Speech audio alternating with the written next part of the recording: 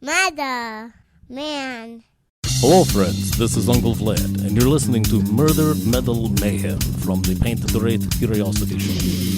Spreading faster than a case of the clap in a trailer court.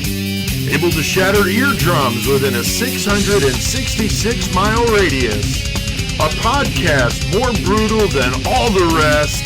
It's Murder Metal Mayhem!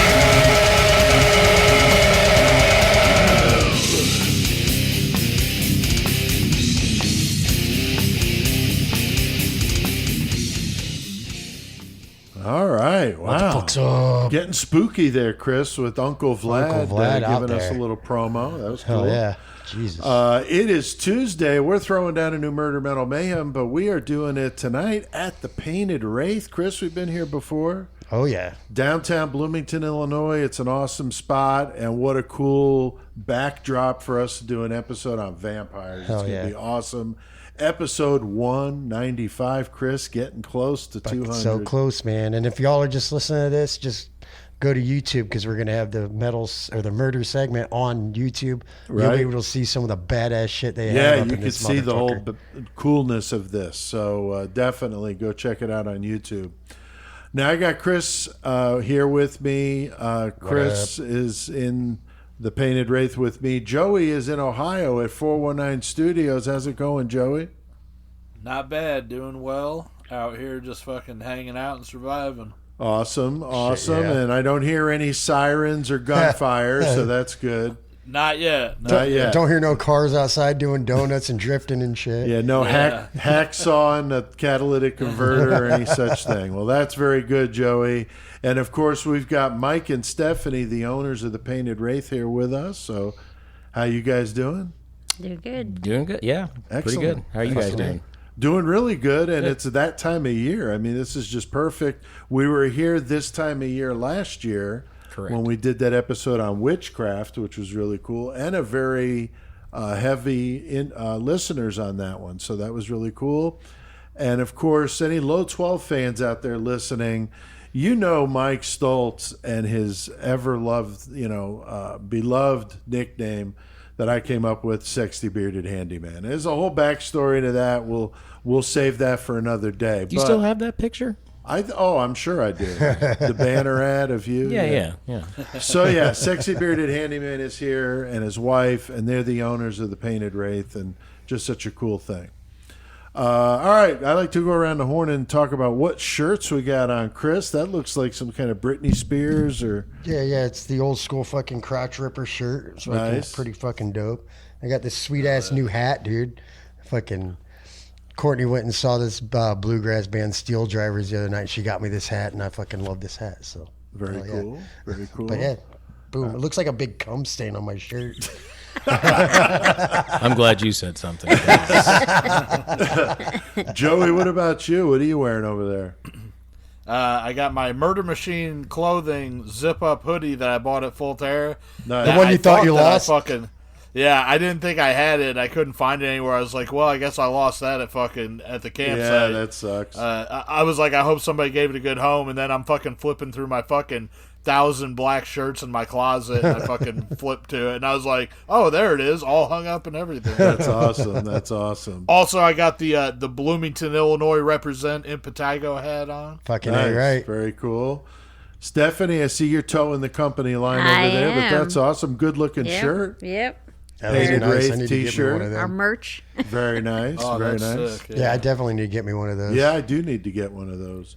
And then, Mike, what about you over there? Looks like something frightening. Debuting this shirt that my wife got me. As you know, Hot Topic is now like back when I was a young kid. Right. And this is from their store. It's a line called Vampire Freaks, and I thought it was fitting for tonight's episode. Yeah, Fucking very right, cool. it is. It's a Very, dope very shirt. freaky looking. So that's cool. And I got my Byzantine shirt on. I love the serpent look on this T-shirt. yeah. So no particular reason, just was Just in a the shirt. mood. So Same me. I just threw a shirt on. I got the same shit I wore to work. So now, last week we did a feature on the story of Frankenstein, the iconic story from 1818, written by British author Mary Shelley, and we talked about the novel and how it came to be with that contest, Chris. That was pretty interesting. yeah. And we also discussed the many adaptations of it in so many books and movies and plays and music. I mean, it's crazy. And it was a good discussion. And Chris, you did the metal segment last week. Goddamn Deeds of Flesh. That was nasty. Fucking right. Very nasty. We did a little killer cage match as always. And I threw in a good mayhem story about my student, Bags. Damn, that dude. Who was obsessed with lots of strange things. You'll have to go listen to that if you missed it. But I will say that something that he was really obsessed with had to do with somebody's jerking off pigs. Yeah, jerking off a pig in an ISU animal husbandry class. So watch these girls just stroke that fucking hog. It's fucked up. It's fucked up. Stroking the hog's hog. You'll have to check it out. And all the usual insanity. So if you missed it, fucking the look on Mike's face right now. Like, I want to say something, but how else do you extract the semen? Yeah, I don't know. Anyway. So if you missed it, go check it out. Episode 194. We were just passing 900 listens to that one when I checked it today, so that's cool. Tonight, we're going to be featuring the second one of our Monsters of October episodes with a little vampire discussion. And Chris, we got some cool props out here. Hell yeah, fucking Mike and Steph hooked it up with some books and some that fucking wagon's fucking nasty. Yeah, that's really cool. It was all handmade by an artist. The action figures not, but he does strikingly resemble Christopher Lee, which I think we're going to mention later on. Yes, we will, for sure. Is that like an old hearse, basically? Yeah, it would be a horse. I don't have the horses for it, but it would be an old horse-drawn hearse, essentially. That's really badass. So we get such a cool vibe going on here. And so we're going to talk about all that with the legend and how the Dracula novel became a thing with Bram Stoker, and how vampires took on a new look in Hollywood as that became, movies became a thing. And, became less of a ghoul and more of a romantic type figure. And we'll get into the glitter and all the silliness that is going on currently with that. So, and we'll do that in the murder segment because, Chris, a lot of biting on necks and murdering going on. So I think we could consider it murder. Right? It's definitely murder. I mean, well, they come back to life sometimes. That's true. Just temporary murder. Now, Joey, you got the horns tonight. You got the horns tonight, Joey. What did you decide on? We have virtual horns all around because y'all probably don't even have the ones there. Nope. No, I was going to bring them, but you got the horns, so I did not bring them. You still hornless over there? I'm hornless, man. I need to fucking get some. I need to just cough up the dough and get some. We got antlers on the wall. Does that count? We get some. We get some antlers on the wall. Dude, there's got to be a goat farm in fucking Ohio somewhere. Just go out there and fucking sauce them off. We have goat horns. Yeah, that's all we need is goat horns. No, we have them here. They're just around the corner. Oh, Mike's got some goat horns here. We could do a virtual goat horn. We'll just have to fucking get some from Mike and Steph and send you some. That way you when got we do some. the metal segment, we'll do that a little bit later on. We'll get some goat horns out for you, Joey. But you decided to do which band? I'm doing thrash metal fucking badasses Rigor Mortis from Dallas-Fort Worth area. Fuck yeah, dude. Definitely old school shit there. And so that should be good. And then, Chris, you got a Lost Classic. I do have one. Yes, I do. So that should be awesome. And so we'll talk about all that in the metal segment. And our fan favorite killer cage match tonight. We got our listeners. Chris, finally, we got some actual listeners names now because our Facebook shit was all on friggin' probation. I don't even want to talk about it anymore. Yeah, I'm done talking about that shit. Chris, what do you want to say thanks to some listeners? Well, first of all, we have the one, the only Laura Kovacs. Hell yeah, we CK's do. Wife. And then we got this fucking self-obsessed motherfucker, Ray Kiabasa McFalls. Wow. Like always coming up with new names about his dick. Every time. And then we got Dan White. So what's up, everybody? Thank you very much. Appreciate y'all. Fuck yeah. Very cool. Very cool. And glad to have our listeners back. That's Definitely, right. That's man. right. Fuck. We were making up fake names, Mike. It was kind of ridiculous. Dick Beninia, He's Claude French. Balls, stuff like that. So, but Joey, who do we got tonight in the cage fighting till death?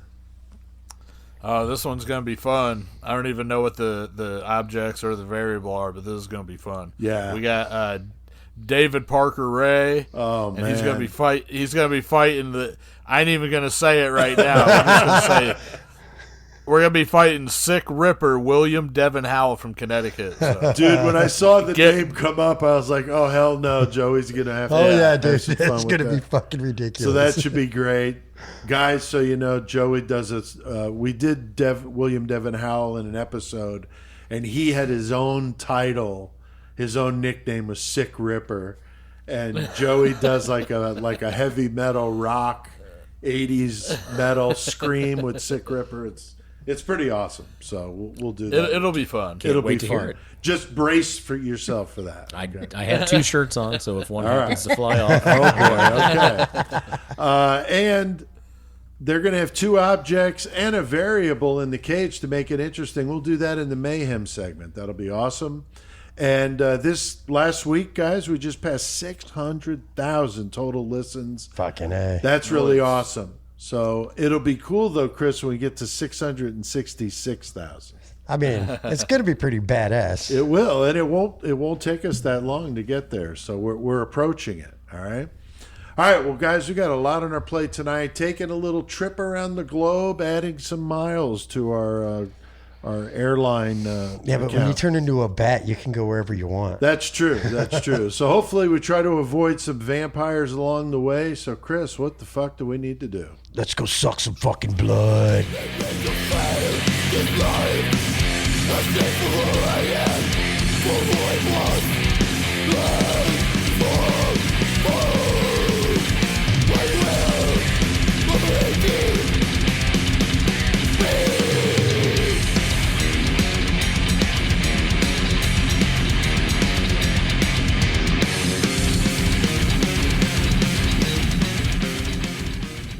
Hell yeah, man. That was the band Miscreants. Those guys are an Italian band, just unbelievable, from Venice.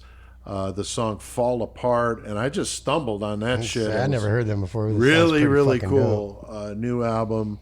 If you're into death, like the Symbolic era, or Individual Thought Patterns, any of those albums from that era, it's great.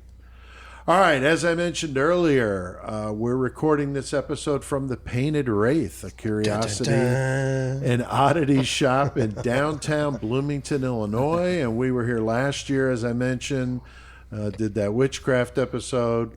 So we hope you guys like this one. And, we were talking about the monsters we were going to do this month. And I know, Mike, when we were setting up the date, I was telling you that I had just done some research on vampires for a short story I did. I don't know anything about them, or didn't. I know a lot more now. Far from an expert, but I did a lot of research for that story, so I was like, man, that would be cool, especially with this place, Chris. I mean, this is fucking right. Just really, really sweet. So that's what we decided on. And, we're going to talk about, some of the things that people may be misnomers. And we'll talk about the classic historical stuff, as well as Bram Stoker's Dracula and the countless movies that have come out. We're going to be doing the I think a really cool one on vampires, so it should be really fun. But what a great place to be doing this. And this year marks the 125th anniversary of Dracula too, which is cool. So Really? yeah. 1897. Yeah, Dacre Stoker is doing a tour for the 125th anniversary, doing a lot of speaking events and stuff about it. So Yeah, that's cool. So I've been anxious to do this one for a while, so this should be fun.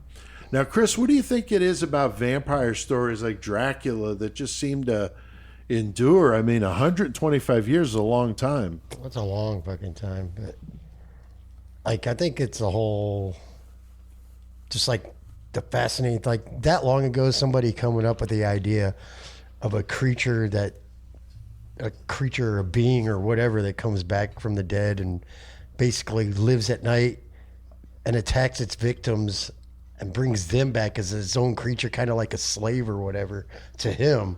I think is pretty crazy. So people, when that long ago, it's like, what the fuck is this person thinking at all? And they just dramatize it like, did you read this shit? And it scared people. It scared people back then. But as it got passed along, it's like, it's fucking cool, dude. I love it. Yeah, it reminds me of the Frankenstein stories. Right, There's that's a what I'm lot saying. more going on than just a guy going around Right, yeah, biting exactly. people in the neck. So there's a lot more going on there.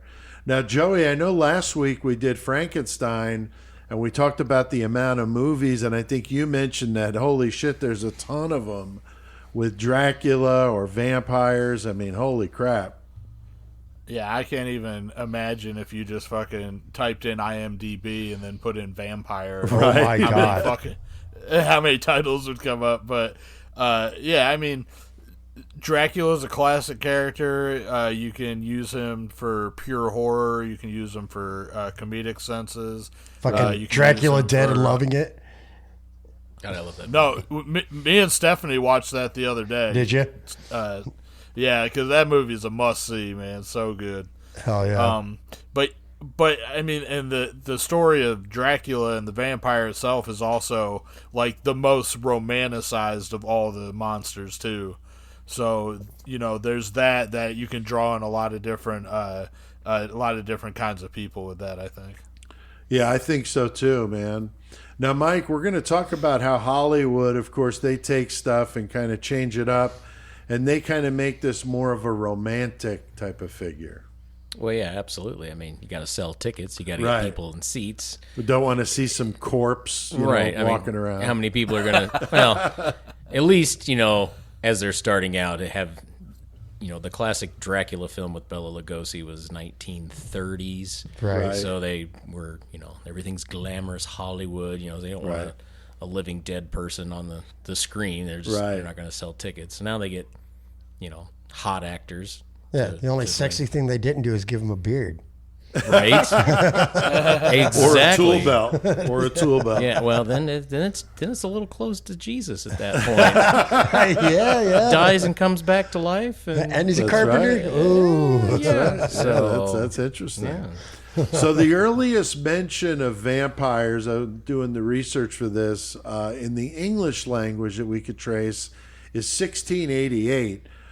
There's many accounts in Europe of vampires, namely with the Austrians in northern Serbia. There was a lot of activity there, apparently.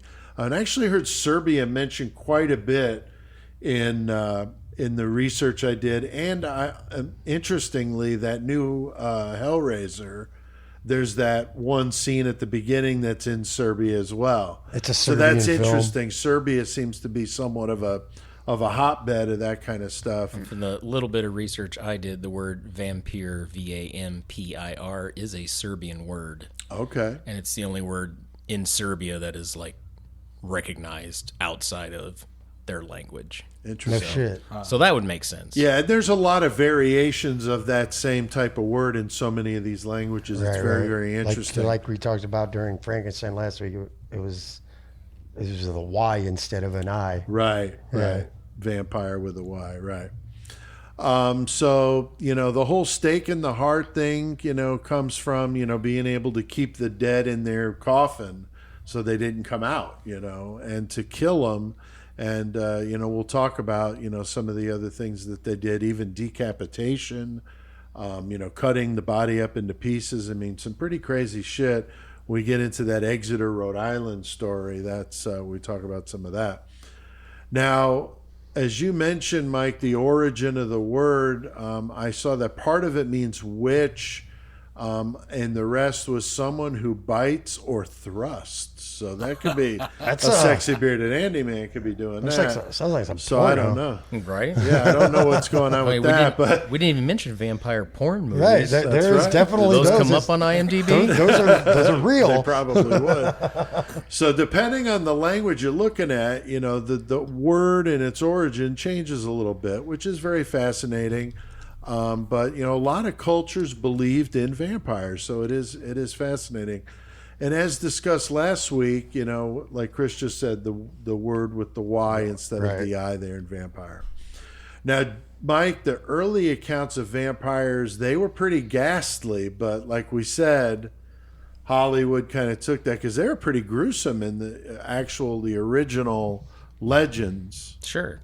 But, then again, It doesn't sell movie tickets. it doesn't sell movie tickets. Right. Right. Exactly. So, and, makeup being what it was back then, you Right. opt for something that's a lot easier to control. I know every time Bela Lugosi was hypnotizing somebody, they had the light shining right across his eyes there to simulate that. So it's a lot of camera tricks and what have you. Being in black and white, you got to do whatever you can to make Exactly. My favorite ones are the transformations when he goes to a bat where they animate it on screen. Yeah. They take that still shot of the live background, and then all of a sudden he's standing there and he just, like, Looney Tunes style into a bat. Right. So I was like, you ain't got me fooled.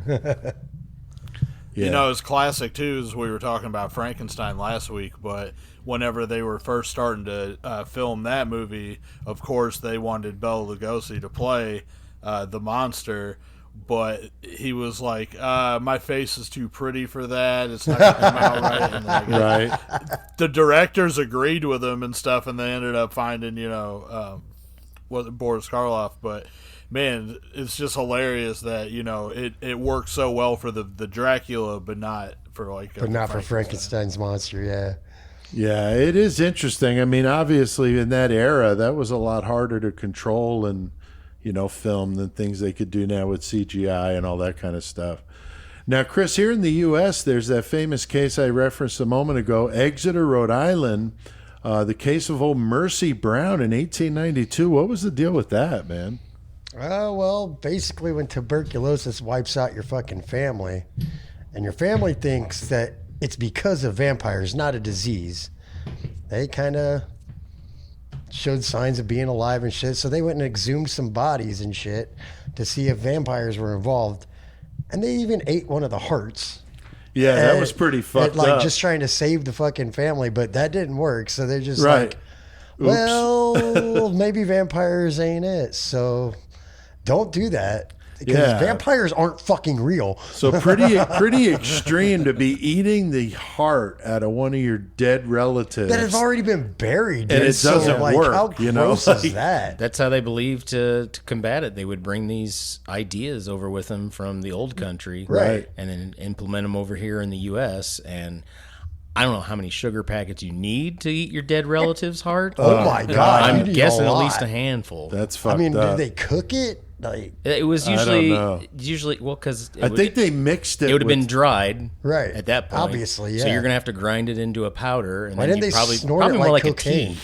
Well, it'd get into the bloodstream faster. Or maybe could always some take chili, it anally. Mike, some chili. Chili, yeah. Watching the football game, little, Sally's heart, sprinkled on the top. I mean, who needs crushed red pepper when you got some dried heart? Yeah, definitely. Exactly. Yeah. But there's a lot of people, though, that believe that incident on Exeter or in Exeter, Rhode Island is what, winds up becoming the influence for Bram Stoker to write Dracula. And I also know that the X-Files headquarters was located on 66 Exeter Street. So I wonder if there's any... There you go. I knew you did that, so... Not 666 Exeter Street. Yeah, so pretty interesting. I learned that from listening to the band Traitor. They have a song called 66 Exeter Street, and I didn't know what that was, so I Googled it as the headquarters of the X-Files. I'm like, okay, that makes sense. That's what and that's what the song's about, of course. So you got this incident in 1892 influencing Dracula just a few years later. I don't know how it wouldn't have. Now, the one thing about Dracula that's interesting is that the book is written in a very interesting format called an epistolary, if that's how you say that, novel. Basically, it's written in journal format. So there's no normal narrative. It's all journal entries, letters, newspaper articles. The entire book is written like that. It's very, very well written, very interesting to read a story like that. It was kind of weird because it's not all from the same person. So the different characters in there have their own journal entries that are part of this book. It's really cool. But that style apparently was out of, favor at the time. But Bram Stoker, brings it back and it became a thing again for a while. But, just like trends, but he wound up bringing that back.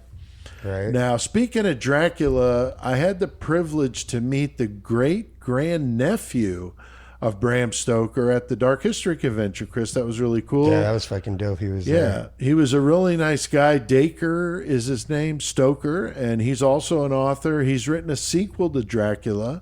I bought it, but I haven't read it yet. But it got good reviews. He wrote it with another author. He also has some other books as well, some things about Bram and some historical things he's put together.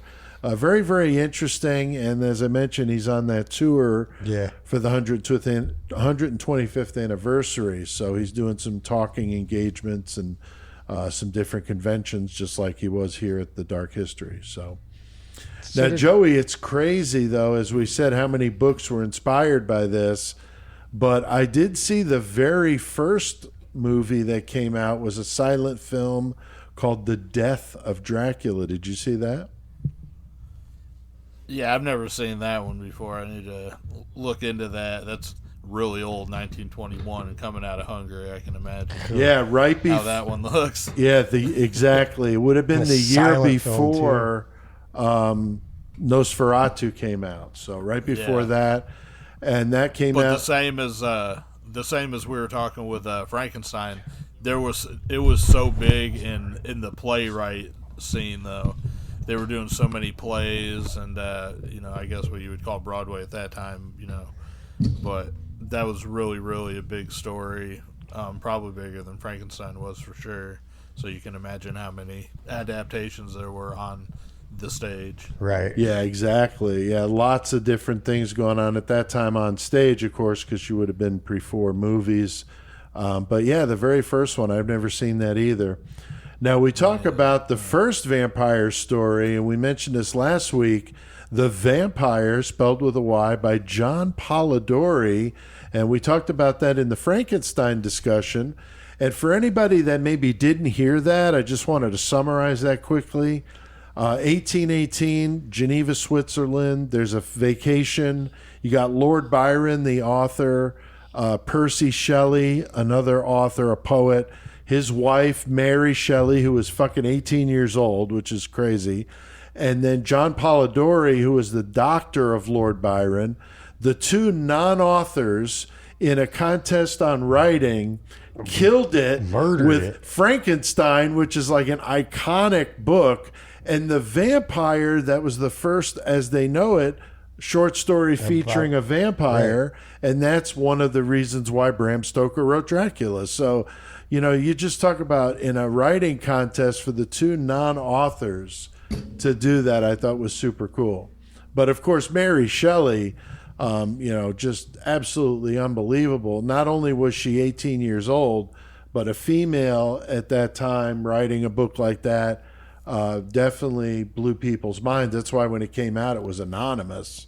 And then later, her name was put on there. Probably because nobody would have bought it. Because she was a female, Yeah, Mary. Oh, I'm not going to read this. It's a woman. Right. How can it be? There was a lot of talk that her husband wrote it. Right. But then they found out that was not the case. So, now, Mike, did you hear about the legal issue with Nosferatu? Oh, yeah. I did not know about that. Yeah, what was the deal with that? Totally ripped off Bram Stoker's Dracula.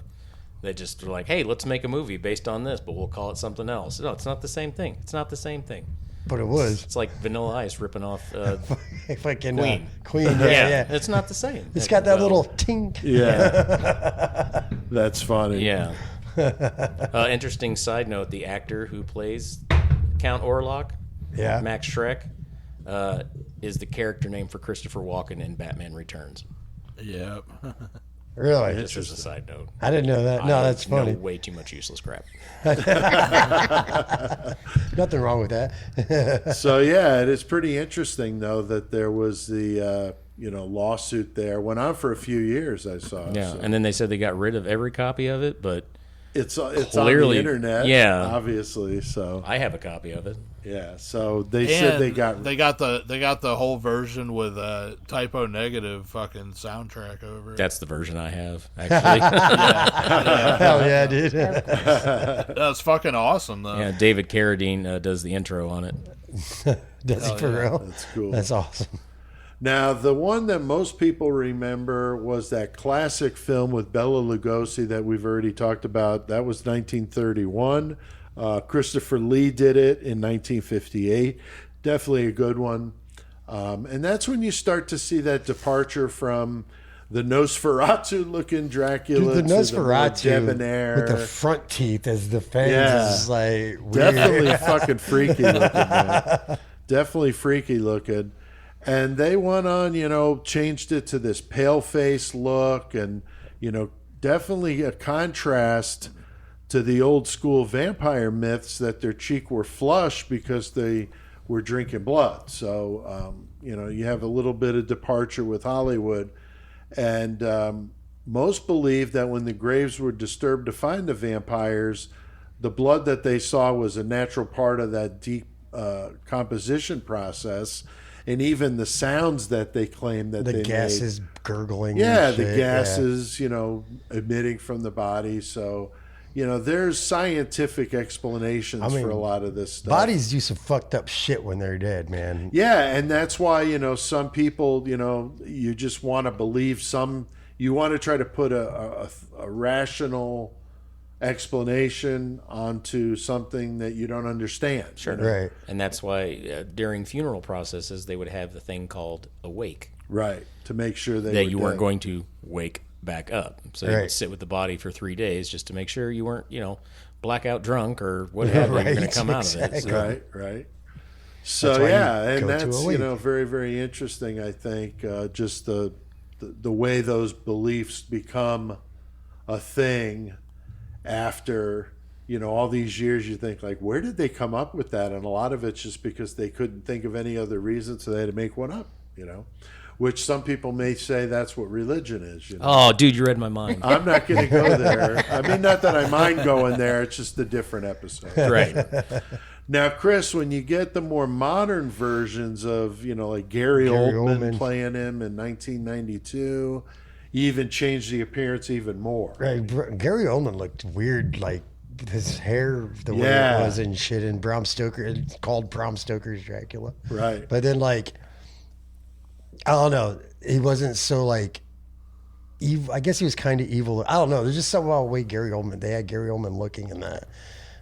Well, part of it. Then the other part, he had his hair down. But when he was in the castle, it was like in a heart shape on his head. Heart thing on his head. But yeah, other than that, like you said, he had his long hair, just looking debonair.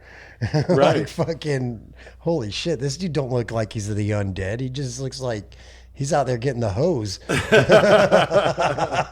I did like that movie, but there's a lot of things that definitely differ from the book. And Keanu Reeves, I mean, he seems like a cool guy to have a couple beers with, but I mean, as an actor, not so much. You didn't like his British accent? Yeah, No, right, that's what really. I was going to say. Not really. It seemed like he was in and out of it too, like earlier when you were experimenting with your voice.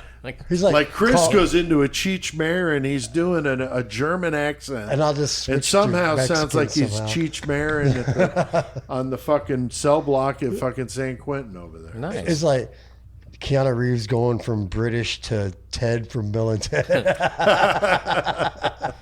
Sorry, Nosferatu, dude. Right, exactly. Yeah. I didn't mean anything by it.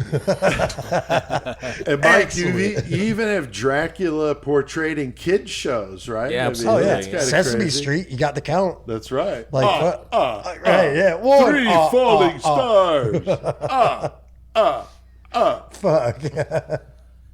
Shit kills me. But I mean, even the cereal, right? Count Chocula, yeah. Well, for that matter, you got Frankenberry. I know. I was telling my wife, I said, I really fucked up because we did Frankenstein, then Count Chocula. Should have done Ghost. You should have. We could have done Blueberry. We could have done cereal all month. So. Too bad instead of Pop-Tarts. Yeah. Maybe next year. Right. That's too bad the creature from the Black Lagoon doesn't have his own cereal.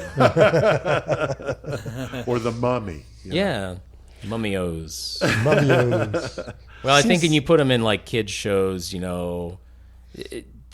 don't know what the word I'm looking for, but when you make them, kind of commercializes it. Well, commercialize them, but also to make them less scary. Yeah, of course. So it's like this guy's not real. Yeah, it's a scary story, but you don't need to be scared of this creature because he's not coming.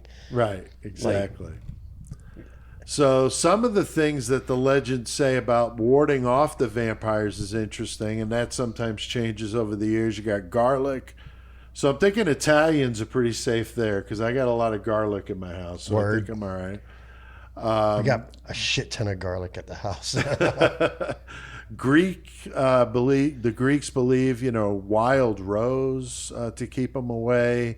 Other parts of Europe, I saw mustard seeds. Apparently, just eat a lot of mustard. I fucking love mustard too, so fuck yeah.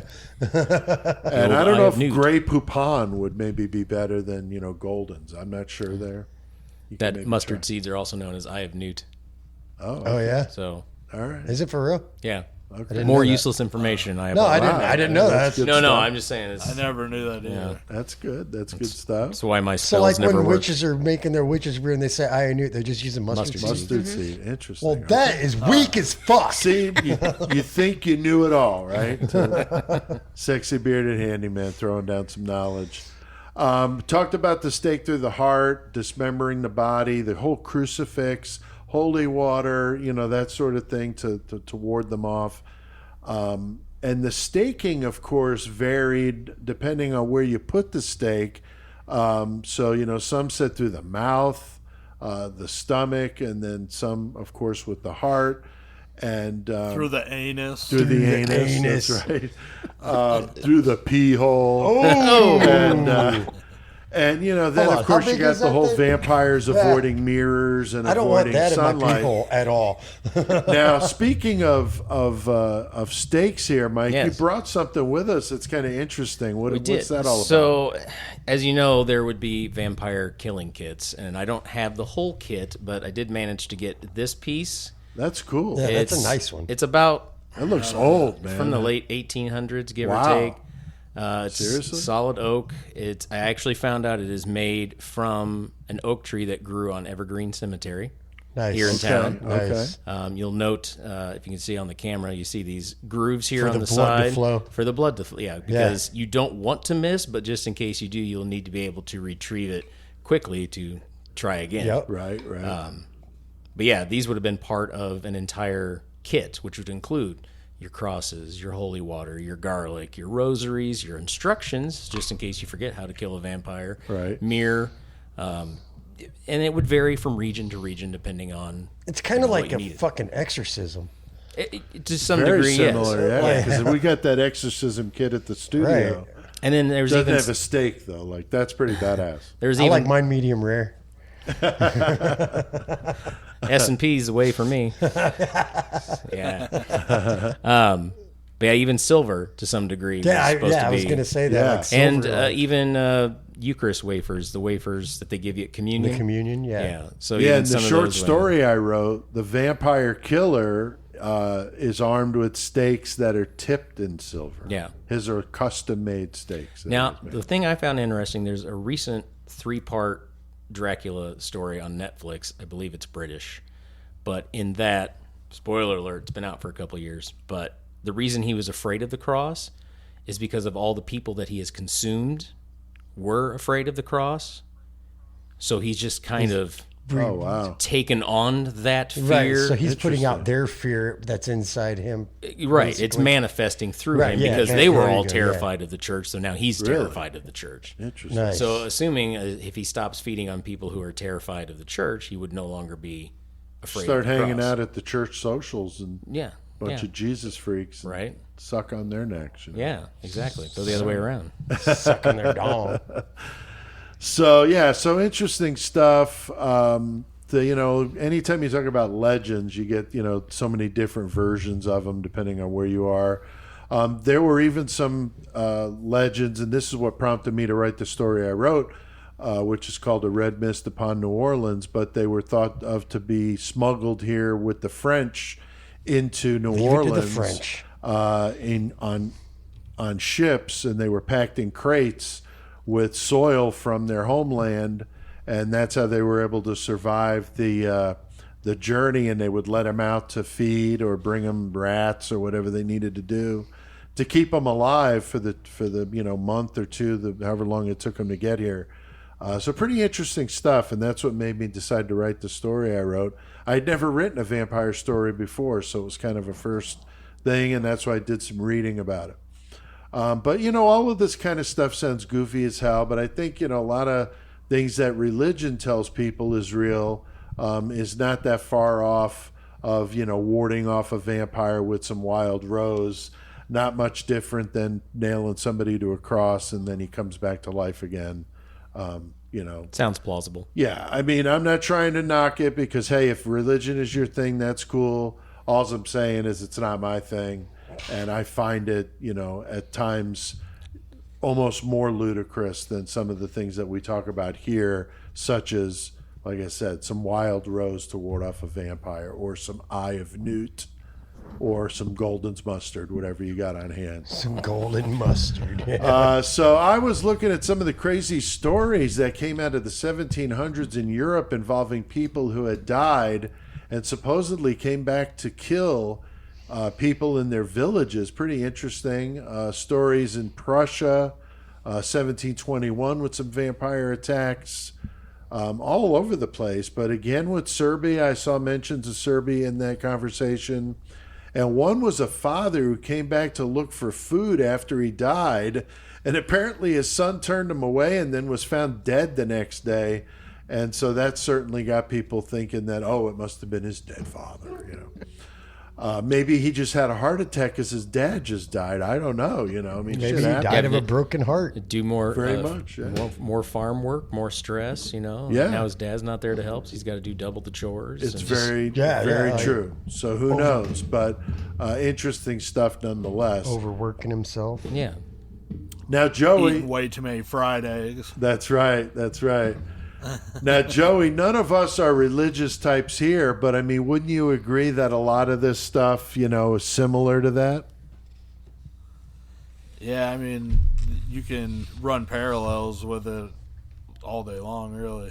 And who's to think that, somebody believing in this fucking creature that's going to fucking suck the life of eternity into you is any crazier than somebody that's going to give you eternal, non-damnation or damnation, whatever in hell, Right. I don't know. You can't. How can you say that that's any crazier than the other? Is all I'm saying. Oh, I agree, dude. I agree. It all sounds a little weird to me, but I'm not the one believing it. So yeah, everybody's got their whatever they want to believe. That's certainly their prerogative. Now, Mike, isn't there, there really isn't anywhere on the globe that these vampire stories don't come from all over the place. Yeah, they're everywhere. I mean, every civilization seems to have some type of vampire story. The most terrifying of which are the Asian cultures. I don't know if you're aware of this or not, but oh my God, anything that's Asian and haunted is just fucked up. We're going to talk about that in our next episode we do on zombies. Yeah. Oh my God. Oh man, dude. The Asians do some crazy shit with zombies, that's for sure. But yeah, Africa, and even like we said here in the U.S. But what do you think it is, Mike, that fascinates people about that whole story? Coming back to life. And anytime you don't understand something, it's always terrifying and fascinating at the same time. Hell yeah. Again, that kind of ties in with religion to some degree. But right. The idea that a person could be killed and brought back to life to witness countless generations of growth and change in an area, a lot of that is intriguing to people who would want to do that. Yeah, what would that be like? Exactly. Think about it. Not never even dying. That long ago, we got 125 years since Dracula was first published. People, still were using horses as a mode of transportation. True. And in a short time frame, exactly, with this horse-drawn hearse over here. Yeah. But in that short amount of time, we've, have all these fancy new technologies and cell phones and cars and everything, and what would a person think if he could live that long? Right. I mean, it's kind of like time traveling, but not in some degree. So I think that's what intrigues a lot of people behind that. But again, as to why vampirism became a thing, I truly believe it's people not understanding how the body worked when it died, Right. and not being able to put anything concrete down. So they made up these things to try and explain it. So makes sense. it's a theory that went viral. True. To some degree. Before YouTube. Before YouTube, yeah. So Anne Rice made a career out of vampire stories with the 1976, I didn't realize it was that old, bestseller Interview with a Vampire. And, of course, that became a huge movie. And she made vampires even more sexual. You got Tom Cruise and Brad Pitt, big actors in their day, playing these characters. You got all these Twilight books coming out. And, of course, anybody that's old school, kind of laughs when you think of Twilight. But, I mean, there's a lot of people, younger people, young adults that just went nuts over it. That was their main audience they were reaching out to with the Twilight. Yeah, and I mean, you can't deny the absolute just explosion. First book was published in 2005. It became very, very popular with the teenage crowd. Right. I worked with a lady who had a daughter who was like early teens, and she was really into it, right. But she was definitely talking about it like it was more of her daughter. And I'm like, no, I think you're really into it. Right. And she was taking her to a One Direction concert, and she's going on and on about this shit. And I'm like, okay, so if a dude wanted to go see some Disney girl perform, he'd be a total pervert to be oogling at her and everything. You mean to tell me you're bringing your daughter, paying $200 or $300 a ticket to go watch these teenage boys jumping around on stage, and you want to tell me that it's not you? I'm not buying it. So she was doing that shit with the Twilight books too, and I was just making fun of her all the time about it. She probably gets sick of fucking hearing it, I'm sure. But it is fun to poke fun. And Chris, I hear that you sparkle like the vampires in Twilight. Is that true? It's goddamn jazz fingers. I didn't know if it was like a sheen or something that comes from your pores from the McCormick's whiskey. If that's why you sparkle. It's all the booze. It's all the booze, man. The thing about the Twilight books, though, is like something we should cover next fucking October. Right. It's fucking that they got a lot to do with fucking werewolves and that shit too. Yeah, werewolves would be good. Mummies would be a good one. Yeah, exactly. I love werewolves. Yeah, that'd be cool. This is the one about the wolf. Yeah. It's called lycanthropy. So yeah, that'll be cool. Joey, you and Steph, big Twilight fans over there in the 419? Man, I personally have never seen or read anything about the Twilights. Me either. I can't speak for her. But I think maybe she might have seen one or two of the movies, but she's not like a fucking fan of it. Now, speaking of Steph, your girlfriend, we got Stephanie here. We got your girlfriend, Steph. But Steph, when she first met us, she brought that book on the vampire cult. We're going to do an episode just on that. Yes, we are. Joey, that's a badass story here in the U.S. That'll be in December. Kentucky, I think it was. Yeah. The vampire cult. That's some crazy shit there. So we'll do that story. We'll get Stephanie on.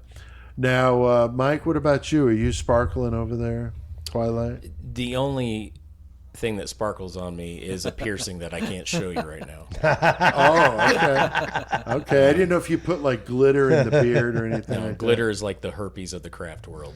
Oh, okay. It gets everywhere. I mean, you glisten when you sweat. Yeah, that's I don't true. sweat very much anymore. Jesus. Sometimes. You need to drink more water. So there's definitely a lot of stuff out there on vampires if you're interested. I just thought it'd be fun. We're doing this in October, and there's so much more we could have talked about, but it's like, where do you stop? Just wanted to touch on some of the historical parts and some of the modern, the movies and the books and all that. So I think it's interesting, but man, all the credit goes out to old John Polidori, the doctor that wrote that short story, The Vampire. I actually bought a book with that story in it, and it's actually very good. I really liked it. So yeah, he killed it with that story. And, there's a lot of stuff out there. I mean, we talked about Bram Stoker and Dracula, that's a must. I recently read that one.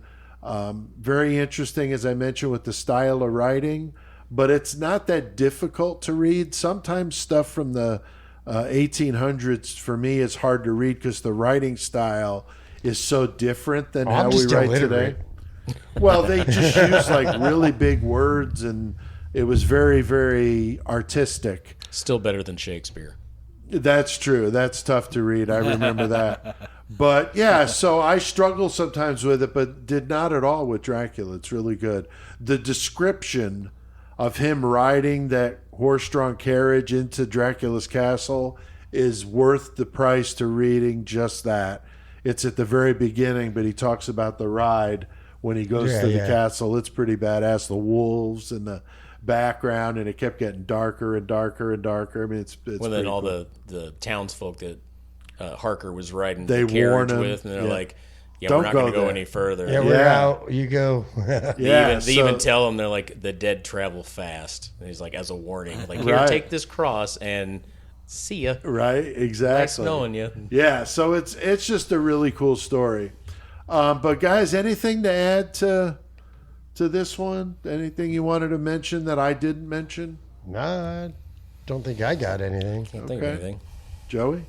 Yeah, the only thing I was going to say is that, of course, talking about vampires and stuff, it's such a huge faction that we could spend all day talking about it. But Right. one element that I did want to bring up is that a lot of times modern day vampires or whatnot, or cannibalism would be considered vampirism. Right. Oh, okay.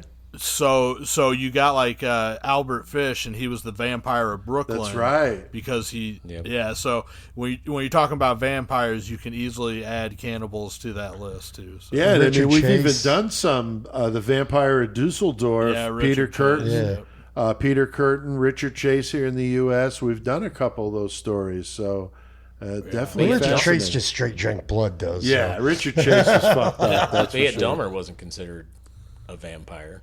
Yeah. No, I guess Yeah, a time I would frame, maybe. consider. I don't know. I don't know, but I think the act of drinking the blood is, like Joey said, considered a form of cannibalism. Did you hear about the cannibal I would, that passed his brother in the woods? No, Did he have toilet paper? he passed. Yeah, there we go. Oh boy. You just did such a slow, easy. You seem like you should be like announcing like a golf match or something over there. Yeah, we're stepping up. And right now, he's going to use his 3-iron, I believe. All right. Well, I did my research for this one by watching a few vampire documentaries on YouTube, and I mentioned reading Dracula. There's just so much out there. There's a lot to sink your teeth into if you so choose. Oh, and my jokes are bad. I know. Now, our next one, Chris, is going to be a good one. Yes, sir. Some Fucking zombies, in the- Joey. I love talking about some zombie shit. That's going to be good. Yeah, Goddamn fuck Baldwin That's going to be Asylum. awesome. And that's going to be our next Monsters of October episode. We're going to be at the Baldwin Asylum haunted attraction in Rantoul, Illinois. It's going to be sick. Dude, speaking of zombies, I came across this movie. I haven't watched it, but it's got to be some of the cheesiest shit ever. It's called Fast Zombies with Guns. Oh, God. Sounds pretty bad. Dude, I haven't watched it yet, but I was like, oh my God, I need to see this. What's this about? I can top that. We found one on YouTube last night called Hillbillies in a Haunted House. Oh, God. And it's a riff tracks, so they're making fun of it the whole time. Yeah, I can Oh, only wow. imagine. Damn. Yeah. Yeah, we've watched it a couple times already, but watched it again last night. Train to Busan, which is absolutely amazing. Dude, The Korean zombie flick. Me and Lily, my daughter, was flipping through fucking Prime or something. Came across this movie called Cannibal Women of the Avocado Death. Oh, Avocado Jungle, Yeah, brother. yeah, dude, have you seen that? Yeah, man. Is it- Hell yeah. Yeah. That's funny. Dude. Yeah. I did a logo of that for a dude who had a band called that. No too. shit. Interesting. Hell yeah. Interesting. And then what about the Hellraiser? Has anybody watched that? I have not watched it yet. I'm watching it tonight after this. We Right on. watched it twice, and my wife and I both fell asleep at the same time in both times we watched it. It's good, but there's some real slow spots in it. I mean, it's Hellraiser. And I'm Hellraiser. terrible about falling asleep watching TV anyway, but she is not. And she was falling asleep with me. So, I don't know, but it's cool. The female Pinhead is definitely different, but it doesn't... To me, it didn't take away from anything. The character is meant to be somewhat androgynous, so that didn't really take away anything from it. It was just a little slow in spots, I thought. So I'm curious to see what you guys think of it, though. All right, so we'll be doing that this Saturday. So we're recording and filming early for next week, doing it on Saturday. So double duty this week. Oh, yeah. Chris, and then we get next week off, so that'll be good. That'd be nice. Yeah. Joey, what about some page a days for us? You got any? Yeah, and I was gonna say before the page a day too, that you guys are gonna go do the fucking Rantoul. What is it? The Baldwin Asylum. Baldwin, yeah, the Baldwin Asylum. You guys are doing that Saturday, and we're going to fucking try to record the episode for that. Right. But also, the day before that, this Friday on the 7th, or whatever day it is. 14th. Yeah, the 14th. But I'm going up to the Awaken Haunted Attraction up in Michigan. Oh, cool. Outside fucking Detroit, and fucking I'm going to go through their haunted house, but then they're doing a meet and greet with fucking... David Howard Thornton, who plays I know, you lucky motherfucker. Yeah, that's awesome. Oh, you dude. lucky I'm stoked on motherfucker, that. dude. That's awesome, man. That's God very damn cool. it. Yeah, I definitely want to see that. I'll talk about that whenever we talk about the other. Definitely. For sure. Hell yeah. For sure. But what else? You got some page a day? I got some page today. I only got one this time, but it's pretty good. Okay. So this one's called The Deady. I can't talk right now. Man. How high are you? All right, let's try this again. It's called The Deadly Somnambulist. What? Now, the only reason I know this word somnambula at all is because I'm a fucking Batman freak, and I'm talking about the TV show from the 60s. Like Adam West and shit. Yeah. And there was a character on there called the Sandman, and he fucking was in disguise as Dr. Somnambula. So I've always known that word, and I've never seen it used ever again until I saw this. So now I feel fucking smart and shit. Right. So anyway, this is the Deadly Somnambulist. So they're talking about Ivy Cogden. Now, Ivy Cogden, she was a worrier, and her worries, they seeped into her dreams. In August of 1950, she heard that there was somebody that was living by them near Carnegie, Australia, in the house that she shared with her husband and her daughter, Pat, and they heard that there were these people that lived by them that were breeding red spiders and selling them to neighbors as pets. All right. So she thinks that everybody's got these fucking spiders around her. Now, not long after hearing the rumor, Ivy dreams that the spiders were infesting her house, and she woke up and found herself roughly brushing her daughter's face. The incident frightened her enough that she told her sister about it the next day. That night, the daughter, Pat, who was then 19, she told Ivy that she was thinking of becoming a transport driver in the Korean War, and her mother would lie awake worrying about it. Pat called to her as they went to bed and said, "Mommy, don't be silly worrying about war. It's not at your front door." But literally that night, Ivy awoke to find Korean soldiers had invaded her house.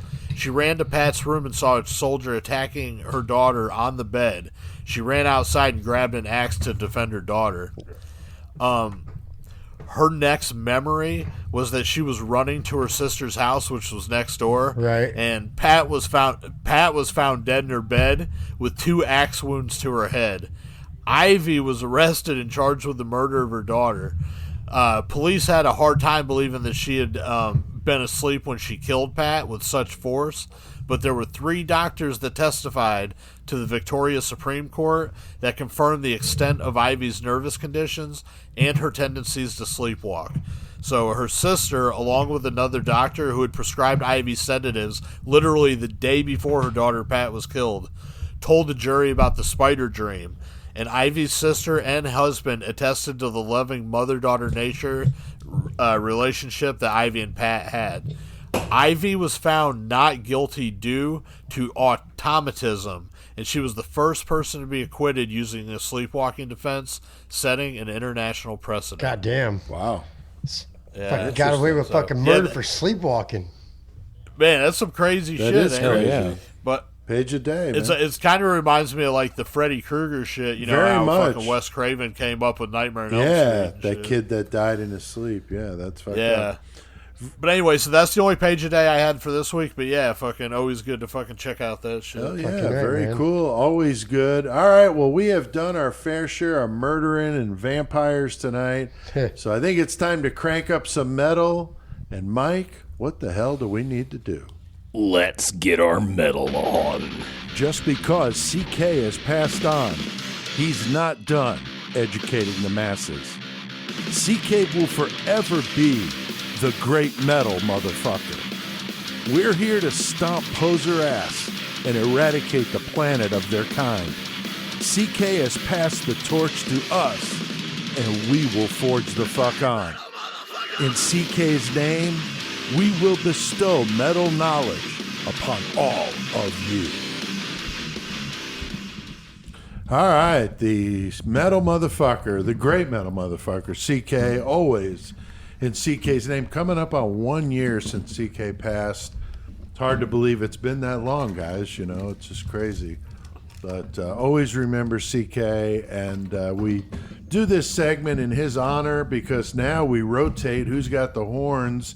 And Joey, you got the horns this week, but holy shit, Mike over here at the Painted Wraith has got you hooked the fuck up. We're doing some virtual horns. We'll have to get some pictures of these motherfuckers. What are you like, big or That's small, fucking Joey? horns.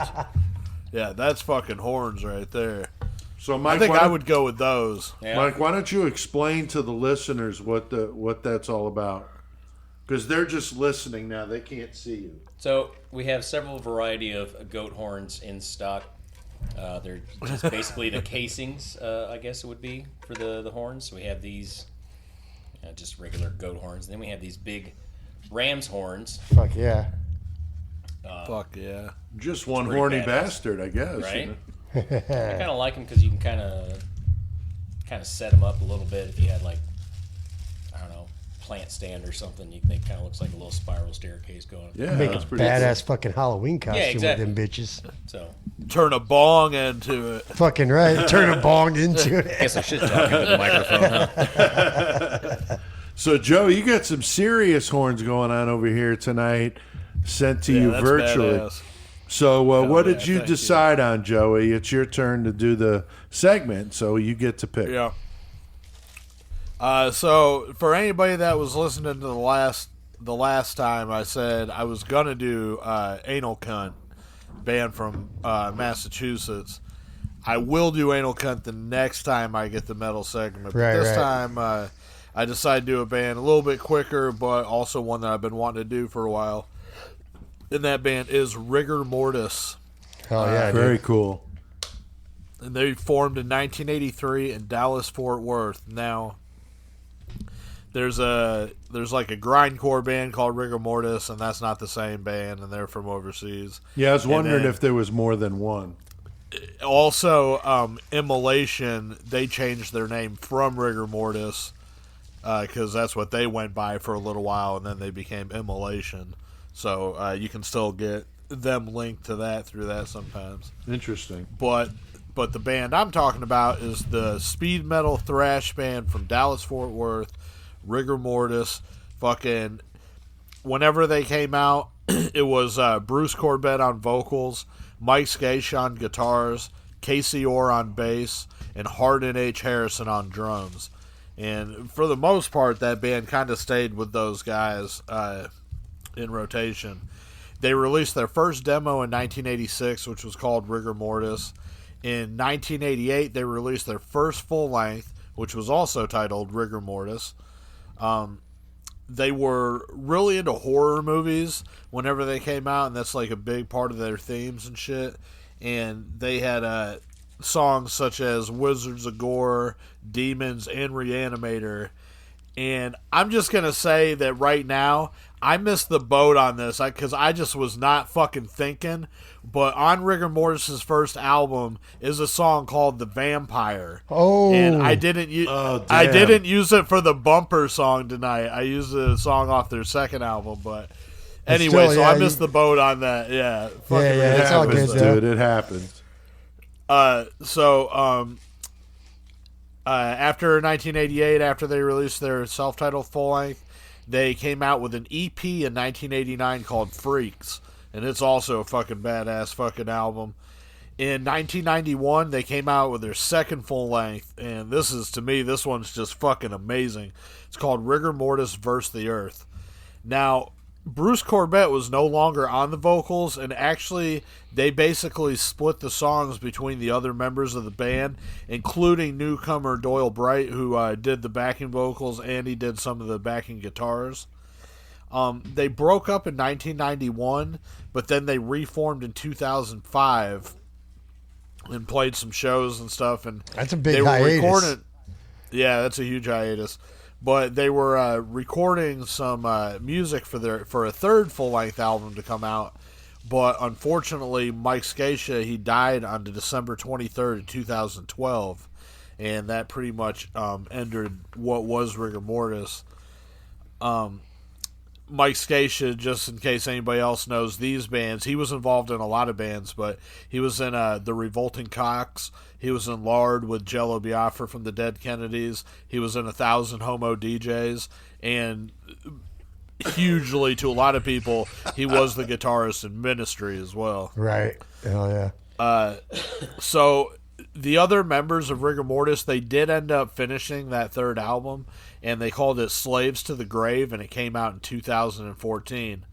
Now, 2019, on January 25th, the vocalist Bruce Corbett, he ended up passing away from esophageal cancer. So he was the second member to pass away. So smoke more cigarettes. Yeah, right. But so that's pretty much all there is on Rigor Mortis. But they were very impactful. They were very fucking fast. Like, their music was just pretty much a little bit ahead of its time, and definitely paved the way into death metal and grindcore. Hell yeah, dude. Cool. That's awesome, man. All right, well, Chris, what about that Lost Classic? What do you got for us my this Lost week? Classic tonight is going back to 1991. Fucking 10 Commandments, fucking Malevolent Creation. Brutal. Hell yeah. Fucking great-ass fucking album. If you haven't heard it, old school death metal, go check that shit out. Death thrash. Fuck yeah. Fucking dope shit, man. Definitely, for sure. That's cool. All right, what's everybody been listening to? Chris, I know you're a very eclectic kind of guy, but right, what you been jamming lately? Well, all right, so like, I've been listening to, I started listening to some Malevolent Creation. That's what got me back, made me think of that for the fucking Lost Classic. Another band that I've been listening to, I'm not going to say what it is because I was going to use one of their, originally, before Malevolent Creation, was going to be, one of their albums was going to be my Lost Classic. But as I was listening to this band that I'm not going to say who it was, I decided, fuck that, that's going to be my next fucking metal segment. So my next metal segment is a band that I just, old school band that fucking I just started listening to again. Fucking seen them before here in town, whatever. I've just been getting back into some old school death metal lately and that's cool. Fucking digging it. Awesome. Dude, Cashman. Motherfucking Dropout Kings are going to be playing the Castle here in town in December. Oh, yeah. You better go check that shit. What about you, Joey? What you been listening to lately? I was listening to fucking Alienation Mental. I was jamming that Carniflor. I don't know. I got a bunch of stuff in from Severed Records and some other areas. I also got the music in for the next album I'm putting out on my label, which is Machete Dildo from Long Beach, California. Oh, yeah. Cool. So I've been jamming that. Tomorrow, me and Stephanie are actually going to go see the Toadies, and they're doing the whole Rubberneck album. Yeah, that looked dope. In its entirety. They're playing with Reverend Horton Heat and Nashville Pussy, so, be some rowdy motherfuckers there for that up in Detroit. Oh, yeah, you know sure. that. Definitely. That's cool. Mike, what about you? And metalhead that you are. I know you're a busy guy here at the store, but anything recently you've been listening to? Well, we try to keep it tame music-wise here, so I can't Right, listen right. to Oh, I know. normally what I would listen to, but Mastodon's new album came out. It was jamming to that. That's cool. It's not really. I mean, they consider it metal, but it's not metal. It's not metal. But I And like it's more rock. Yeah. Ghost. That's the other one their new album came out. Yeah. And then I still listen to all the old stuff. I just jammed some old Pantera the other day. Hell yeah. Get into that. Very cool. Mainly when I have road rage. It seems to work pretty well. I mean, why would it not? I know, right? I've been still jamming that new Corrosive album, the band from Canada, Toxic Apocalypse, just came out on Friday. Also, that band I mentioned earlier and played a clip, Miscreants, and the album Convergence. And then here today, I was working on the episode notes for the zombie episode Cranberries. and came upon Pit of Zombies by Cannibal Corpse. And I was like, oh, man, I started listening to the Gore Obsessed album here on my way in. So that's what I've been jamming. At first, I thought you said Kid of Zombies. I was like, so there was zombie sex going on? But then I don't know if you ever saw that show that's on Netflix, fucking Z Nation. But like one of the first episodes, there's straight up a zombie baby just fucking crawling around all creepy, attacking people like a baby. It's like, Nice. oh, fuck. Yeah, a book I'm reading about zombies has a couple of babies in it so far. Yeah. The Like Dawn of the 50 Dead pages. remake. Right? Zombie baby in that. Oh, that's right. Yeah. Oh, yeah, So- yeah. Yeah. And then they're in the vault. So yeah, so I always like to go around the horn and talk about what metal we've been listening to. Steph, I mean, anything you wanted to mention? Spirit Box. That's fucking the love one. Spirit Box. I just recently discovered them because we went to the Ghost concert and they were Okay. one of the openers, and I fell in love with them. That, They're awesome. Courtney LeBlanc, she's was the second vocalist for I Wrestled a Bear Once. Okay. It's Yeah, I'm funny. not familiar with them. I've heard the name, but I've never heard that I know of that I I've think, heard of. I think they're out of Canada. Yeah, I believe so. Okay. Fucking, there's Love this the one. I Canadian can't band. remember the name of the song, but there's this video that they do where they're like, and they're trying to watch a movie, and they're like, "Where's Courtney at?" And like, "Courtney, movie." It's like got a mouthful of cake. He's like, "I'm right here." So like, I do that to Courtney all the time. I'm like, "Courtney," she's like, "I'm right here." Yeah, she can really. She's really got that guttural. Right, and she can sing too. So like, yeah, Best oh yeah. of both worlds. Very cool. All right, well, if you're in a band and you want to send us your stuff, you can do that at pete@murdermetalmayhem.com. We'll check it out. No guarantee we're going to play it or interview you, but if we like it, we may do that. We'll get a hold of you. So send it again to pete@murdermetalmayhem.com. And you can also go old school and mail it in to Murder Metal Mayhem, P.O. Box 554, Hayworth, Illinois 61745. Throw in some stickers, throw in some Pop-Tarts. Hey, it can't hurt. It can't hurt. Throw in some meth. I got the horns next. And I'm going to be doing my feature. Chris, you're talking about some death metal. The Swedish band, we've played them before, Cut Up. Those guys are fucking yeah, badass. They got that new video for Vermin Funeral. It's fucking badass as hell. We've played them many times here, but I'm going to do my next topic or metal topic on them next week in the zombie episode. So that should be fun. All right, we got that 666 Club. We got another new Patreon member just signed up today, Oh, yeah? pledging us shit. $6.66. Fucking love it. Awesome. So that's Thank you. awesome. Appreciate So thank you very much. And we appreciate that. And that's a way you could support the show. Patreon.com/murdermetalmayhem. I'll link to that in the episode description.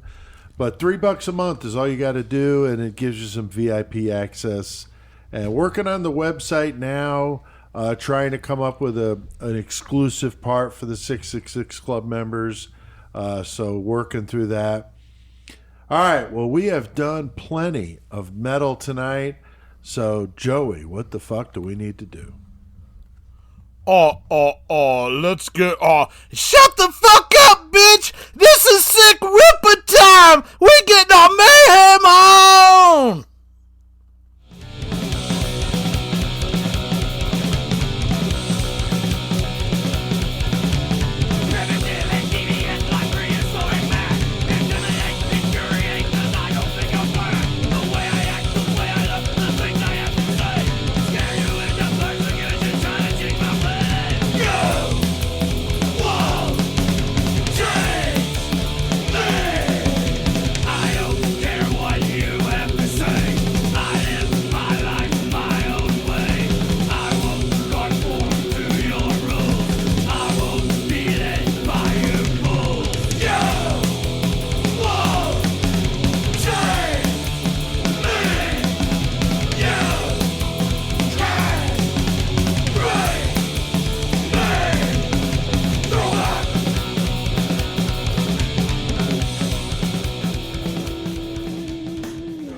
about that food truck taking Baltimore by storm? Matheny Barbecue and more. They've got the tastiest barbecue in town. I love their unique sandwich names like the Crunchy Caucasian, the Spicy Southern, or my favorite, the Hungry Human. Owner Joe Matheny says he puts a lot of love into every sandwich he sells. Only the freshest bodies. I mean, meat. It's sold at Matheny Barbecue and more. Find our truck on the corner of Bloody Rare Parkway and Cannibal Lane 7 days a goddamn week. Holy shit.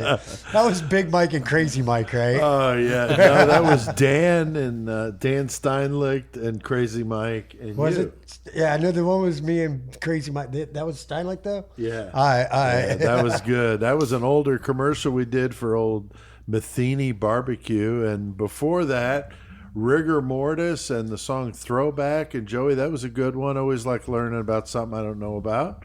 So that was cool. Oh, yeah. Good.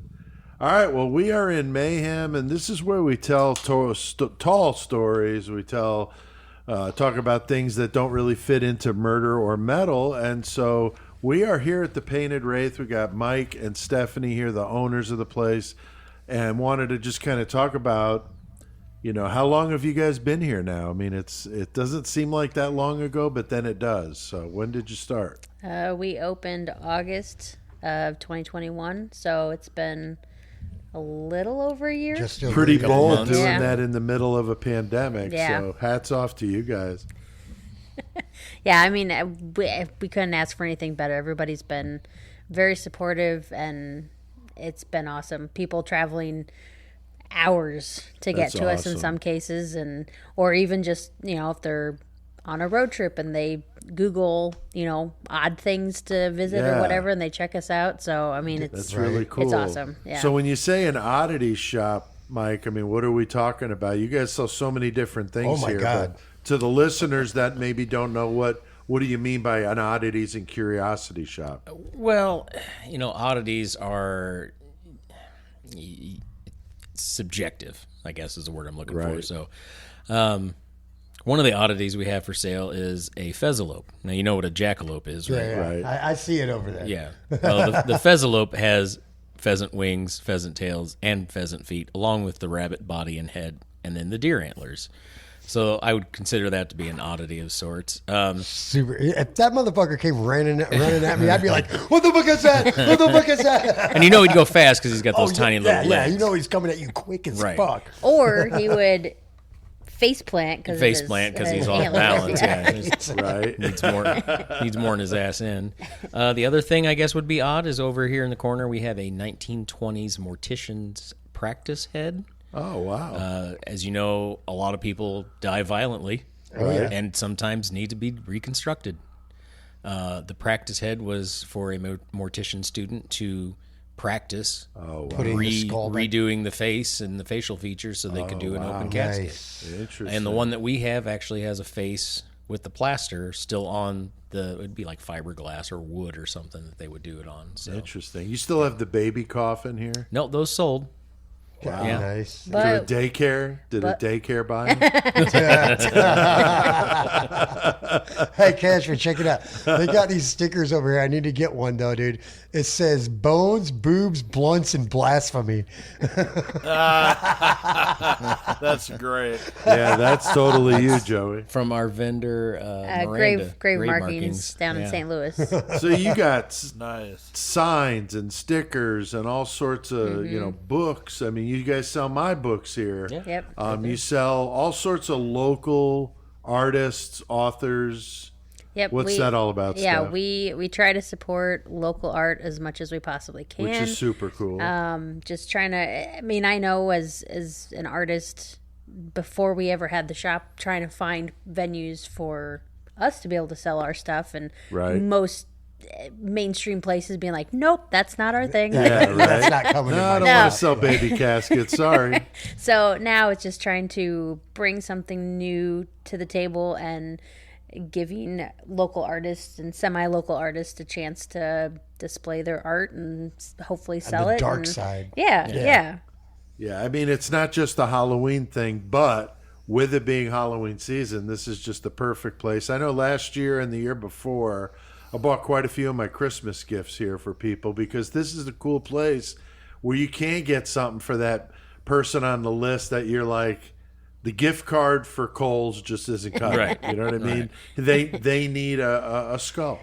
Or they need a zombie deer head. Or just some kind of crazy-ass taxidermy that somebody put together. It's just so cool. You could get totally lost. And it's not a big store, but there's a lot of stuff. It's less than 700 square feet, but it also makes us choosy of what comes in here. Right. So we're not just going to fill it up with cheap things that can just break, as if you looked at it funny. Right. So, and there is like serial killer stuff in here too. It's all kind of one of the last times we were in here, you remember my daughter got the little Ramirez the plush pillow thing. Absolutely. She couldn't find it forever. She's telling me the other day, she's like, I was cleaning my room, digging under my bed. And I'm like, oh, hey, what's up, Richard? She found her little plush Richard Ramirez under her bed. He was hiding out in the dark. Yeah, exactly. It's Richard Ramirez. Right. Yeah. That's cool. So, a lot of stuff here. And in downtown Bloomington, it's a cool, historic area of the town. And it's a really well put together store. You guys did a really, really nice job laying this out and designing this. Thank you. What about online? I know last time, Steph, we talked about you guys were wanting to get... Yeah. So we do have our website, and now we do have our online store fully functioning. We do shipping. So obviously, some of the more unique items, the larger items, logistically there's no way to ship those, but a majority of the things that we have, we can very easily ship them. Right. Sure. That's cool. So it's Painted Wraith or thepaintedwraith.com? Thepaintedwraith.com is the website. We'll link to that in the episode description. So if you're listening, click on that and check out their store if you're not in the area. But if you are, it's so worth coming down here. And you guys are open, is it 7 days? Or we're open 6 days a week. Monday is the only day we are closed. Okay. One of my favorite things I've been looking at, though, is a nice pink and purple frilly coffin with the pink and purple goat head. I've been looking at that like, that is like amazing. My daughters would love that shit. That's awesome. For the goth that likes pink. Right. There you go. Bubble goth. Right. There are so many different types of goth. It's weird. Right. Yeah. Pastel goth I've been looking at is that. a category. That's so cute and so evil at the same time. So there's all kinds of cool stuff here. So definitely an awesome store. And we appreciate you guys letting us do the remote here. And hopefully some of our listeners listening to this will say, man, I got to go check out the Painted Wraith.com. It'll be in the fucking show notes. Go check out their shit, dude. And we'll throw it back around to you guys too. We got about 2,800 followers on Instagram/Facebook. So that's awesome. Promote you. It's cross promotion. That's fucking awesome. right, We just started a Murder Metal Mayhem Instagram. I haven't done anything with it, but it exists. It popped up and I followed you immediately. I saw that. So, I don't even know how to use it. So I know I'm new to that whole game, but I put one on there as I'm working on our website. So we'll get more stuff on there, I'm sure. So I've been hearing that it's not a bad option because we had so much trouble here recently with fucking Facebook. So, all right, very cool. Anything else you guys wanted to add about the store? Well, I was gonna add that we do finally have merch for the shop. We have our t-shirts that have our logo on it. Love the shirts. Yeah, I need to get one. We have tote bags. And then we will be... I see you got shot glasses, too. We do have shot glasses, yep. And then coming very, very soon, before Halloween, we are going to have a new t-shirt design that we will be unveiling. So we're really excited for that one. You guys are the first to know about this. It's not been said anywhere else. Oh, yeah. Excited about that. Fuck yeah. I definitely want to get one of those shirts. All right, so... We love talking some killer cage match, and Joey, we got a good one tonight. Chris, this will be good. We have 75 killers, 75 objects for him to fight with. We got some variables. Put one there in the cage just to make it interesting. and our listeners provide those random numbers for us. And Chris, one more time, we want to say thank you. Yes, we do. Once again, we have the one and only fucking Lord Kovacs. Hell yeah. Got Ray Kielbasa McFalls. Yeah. And we got Dan White fucking coming out there with the numbers. Appreciate y'all. Fucking yeah. Keep it real. Thank you, guys. And Joey, we got a good one tonight in the cage. A couple of sick bastards, literally. So what do we got happening tonight? In the right corner, known as the Toy Box Killer, you got David Parker Ray. And in the left corner, known as Sick Ripper, you have William Devin Howell. Yeah. That should be interesting because old Toy Box Killer David Parker Ray doesn't get much more brutal than that. No, but fucking Sick Howell Ripper in the fucking- rape van, though, is Yeah, I pretty was gonna sick say, with they the both camera fucking and sexual everything. deviants, dude. At least Sick Ripper will buy you McDonald's, though. Fucking Right, David right, Parker yeah. Ray ain't giving you shit, except his dogs, you know Oh, what. God, stop. So, Chris, they got a couple of objects to fight with tonight that should make this a very interesting matchup. Yeah. So we got ourselves a fucking anal fleshlight. I don't know what. I mean, it's all fucking silicone, so whatever. But yeah, an anal fleshlight and a gun. Here we go back to the Super Soaker, Mike. Fucking that shoots ghost pepper sauce. Ooh. Oh my God. Yeah, that could be bad. And then, Joey, we got a very interesting variable tonight. Yeah. It's the man himself, Mr. Ford Fairlane, Andrew Dice Clay, after 6 shots of Jack Daniels. God oh, boy. damn. Okay. So we got David Parker Ray and the Sick Ripper himself, William Devin Howell, in a cage. They got an anal fleshlight and a gun that shoots ghost pepper sauce. And we've got Andrew Dice Clay after 6 shots of Jack Daniels in the cage with him.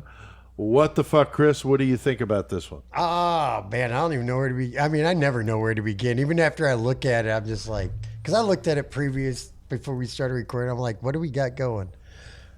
So, like, basically, the Clay Man, he's back there just drunk as fuck, looking and watching, just like, hey, give me a cigarette. He doesn't give a shit. He's like, hickory dickory dock.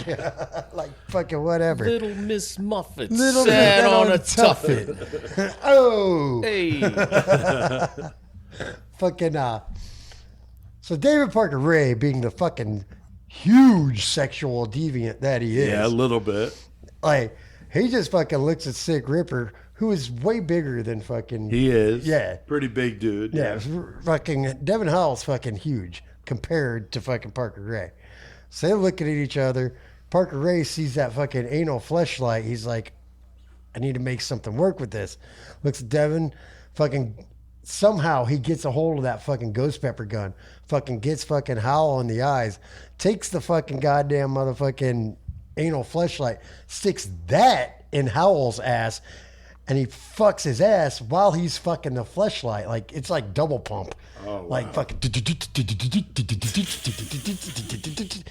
Fucking Wow. meanwhile... Is that the sound effects and effects? everything. Yeah, sound effects, man. So fucking... Meanwhile, while fucking Devin Howell's getting banged by fucking Parker Ray, fucking Dice Man's over there like, hey, yo, I like females. So he just comes over there. He's like, I need more whiskey. So he drinks some more whiskey, comes over there, and he just beats the shit out of both of them with his fucking 5th of Jack Daniels bottle after it's empty. And I'm giving it to the Dice Man because fuck both them motherfuckers. Dice Man rules. Okay, all right. Joey, I know you're going to have I one know. hell of a You guys presentation here. I've been Steph, Mike, get ready for a story. anxiously waiting, Joey. What happens in the cage tonight with these two? Well, whenever the bell rings, you got fucking David Parker Ray, Toy Box Killer. He's fucking kind of a weak-ass subject, to be honest. Like, if you're going up in their primes, like whenever they were badasses. Right, he was an William older Devin dude. Howell. Yeah, William Devil Howell fucked this dude Yeah, up. for sure. So David Parker Ray is sitting in there. He's in this fucking steel cage. He doesn't have no tilt belch for gynecological uses. Right. He doesn't have any fucking. He don't- He doesn't have any goddamn recordings to play these Right. people His to dog let them know. doesn't have no what German they're there shepherds. for. Dogs. Yeah, out there. He's just popped. He looks over at William Devin Howell and Andrew Dice Clay. He's like, man, I am a little pussy. So he starts cowering into a corner. Now, William Devin Howell, he's the goddamn sick ripper. So, he's fucking stoked. He looks over. He's like, man, motherfucking Toy Box Killer, you ain't doing shit. He's like, I see Andrew Dice Clay. That's my motherfucker right there. Andrew Dice Clay is like, hey, get the fuck out of here. I'm trying to smoke this square, and you're over here fucking with me. Bugoish. Hey, don't worry about it, Andrew Dice Clay. Can I call you ADC? Because that's so much cooler. Sick Ripper. Now, I'm going to tell you what we're going to do to Mr. David Parker Ray over there. Hey, get the fuck out of here. Just tell me what we're doing. I'm trying to bang this broad over here. What the fuck? Well, what we're going to do is we're going to take this anal flashlight, cram it in his asshole. Oh, I kind of see what you're going with over here, but gosh, I'm going to take this gun and I'm going to spray all the hot pepper, ghost pepper into the anal flashlight into his cavity. Yeah, now you're getting it. Now you understand what it's like to be a sick ripper. And they end up just fucking impaling fucking David Parker Ray and making him drown to death on the fucking ghost pepper sauce through his anal cavity. Fuck yeah. Oh my God, I'm exhausted listening to that. That was great, Joey. Sick Ripper, man. Holy shit. Wow. Keep showing up in the Killer Cage match. That's good stuff. All right, I agree. I don't see where David Parker Ray stands a chance against Sick Ripper. So I agree. I think Sick Ripper, or like Chris says, maybe Dice Man. Dice Man will make it happen. I don't know. But the Jack Daniels, now Chris is drinking McCormick. Yes, I am. So it can get interesting here. We'll see. Dude, we'll see if he sparkles tonight. Could you imagine if fucking Andrew Dice Clay tried to put out his comedy in this day and age? Probably not going to happen. Yeah, probably not going to happen. All right. So I always love the Killer Cage match. It's a lot of fun. Also, I know this is short notice because this episode comes out on Thursday, and we're going to be Saturday, the 15th of October. That's 2022 at the Baldwin Asylum. Like a top 10 haunted fucking place in fucking, Rantoul, Illinois. You can Google it. It comes up. It's at an old Walmart that's been converted to this amazing haunted attraction. Like Chris said, it's voted in the top 10 or 15 in the country. Illinois, I think it was Illinois, but still. Okay. Well, still, it is. That's awesome. And we're going to be out there, Chris. We're going to be doing a remote. Yes, we are. On zombies, so that should be fun. Like I told you guys off of the recording, my 13-year-old was all about it. And then she got on their website, and she's like, I don't think I am not going. That looks terrifying. And she's like, I was like talking to her, like texting her back and forth. She's like, "No, I'm going to have a heart attack and die, and you don't even care." I think James said 2 people passed out last week. For real? There. Yeah, nice. Freaked them out so bad. So should be good. I'm looking forward to it. So we'll be out there. Yeah, but so come by and say hi. We'll have T-shirts. We'll have our Murder Metal Mayhem activity book, the coffee table book that should be nowhere near a coffee table. We are out at Koozies too, ain't we? What's that? We out at Koozies, ain't we? We are at a Koozies. Oh, shit. We need to talk to Jason. So we'll have some merch there. So come by and say hello. We'll be there from 7 p.m. to 10 p.m. I got a new book coming out on Halloween. It's called The Slab of Sickness. It's a new series I'm doing. It's called Terror on the Tracks. This first one, it's got 3 short stories in it. The 666 Express with a new ending. Create the Chaos, and Death of a Resurrection Man. And I've got the order link in the episode description. I got my new website done, PeteAltieri.com, for my writing. And I've got a fully functional web store on there. You can buy any of my books there. So go check that out. But that book, Slab of Sickness, Terror on the Tracks, will be out for Halloween. The books are in. I'm just waiting on the bookmarks and the posters that were just shipped today. So... all right, the Murder Metal Mayhem website, I'm working on that as we speak. It's going to have our T-shirts, our activity book. You'll be able to buy through that. You'll also be able to get on the 666 Club through there. I'm going to have a deal where if you purchase a year of it, it'll be cheaper than doing it each month. Definitely. So that'll be cool, and so that'll be part of that. We've got a bio of how we started the podcast. I got a little bio for each of us. And so you're able to go there and check it out. MurderMetalMayhem.com is the address. Right now it's not totally done, but it's functional, but it'll get better here within the next week. It should be done. We're a little slow at this sometimes. Well, I've been trying to do both of them at the same time and Pete, prepare for these two episodes. You've been working hard, Pete. I'm not trying to be a bitch about it. I'm just saying it's been crazy. You're working hard like a motherfucker on that. So I want to get this done so that this way we could get the damn website off our back, because the guy that I hired did not come through, and so unfortunately I had to step in and take care of it. The YouTube channel. Had to take care of fucking business on that guy. You know what I'm fucking saying, huh? Use fucking 3 aprons on this fucking guy. What the? So the YouTube channel we talked about earlier. We did the vampire segment here. That's going to be on our YouTube channel. There's other content up there, so go subscribe to that. I'll link to that as well in the episode description. All right, well, we have done plenty of mayhem tonight, guys, so let's hit the outro.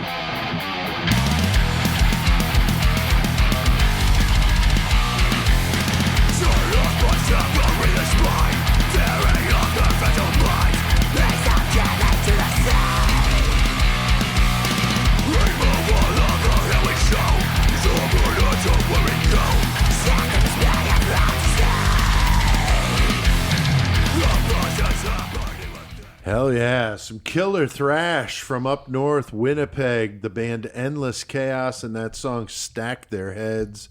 Definitely digging on those guys, really good bands. So many good bands out there, it's just crazy. Want to say big thanks. Music is a thing that never stops. No, that's true. It's endless. Endless, dude. You can just go and find something that you never even knew about. Yeah, like the Australian bands. I started stumbling on that. I'm like, man, there's a ton of good ones, you know. It's just really great. Never fucking stops. Big thanks to you guys, Mike, Steph, for doing this with us, and a lot of fun hanging out. You're welcome. Here at the Painted Wraith, Bloomington, Illinois. So we'll link to them in the episode description. Go on their web store and buy some stuff and help keep them in business, and just really cool. If you're in the area, stop in and buy some cool stuff and just check it out, man. If you're in the area and you fucking stop in, just say, "Hey, Murder Metal Mayhem sent you." That's You're right. not gonna get a discount on. They'll just be like, "Hi." They'll know. And my books are here too. If you're interested, I got Deeper Than Dead here and Creation of Chaos 3, so you can do that. All right. Don't forget our appearance again Saturday, October 15th at the Baldwin Asylum in Rantoul, Illinois, 7 to 10 p.m. So go check that out. Bumper music tonight, Joey. Who did we play? We played Rigor Mortis, Miscreants, and Endless Chaos. Hell yeah. Chris, that metal segment by who? I forgot. You forgot? No. Always 100% Chrysix, man, the great metal motherfucker. That's right. And the Murder Metal Mayhem intro by Low fucking 12 for sure. Thanks to all of you listening out there. Keep seeing those numbers coming in this week. Again, guys, we had a big week, 3,600 total listens. So thank you. Despite the Facebook shit, we're still kicking ass. So that's awesome. Hell yeah, and dude. we wanted to say, read some reader comments here. Chris, what's that first one we got? The first one we got is Candy Cane, spelled with a K, like hotter. Fucking,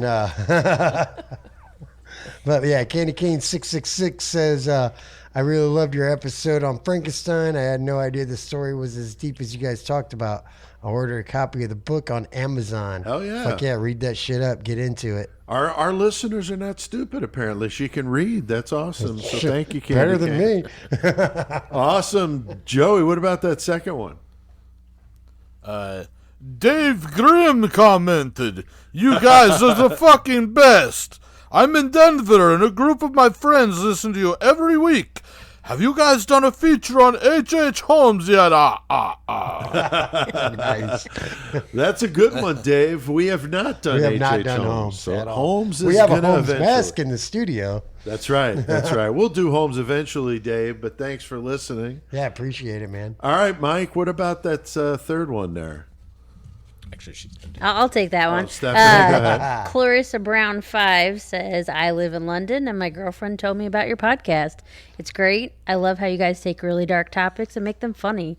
Sometimes I feel guilty laughing at what you talk about, but it's impossible to stop. Fucking right. Awesome. Thank you, Oh, Clarissa. yeah, thank you, Clarissa. And what about you, old sexy bearded handyman over there? And Andreas Navarro commented, I listen to you every week in Mexico City. Awesome. I love hearing you guys take turns talking about bands.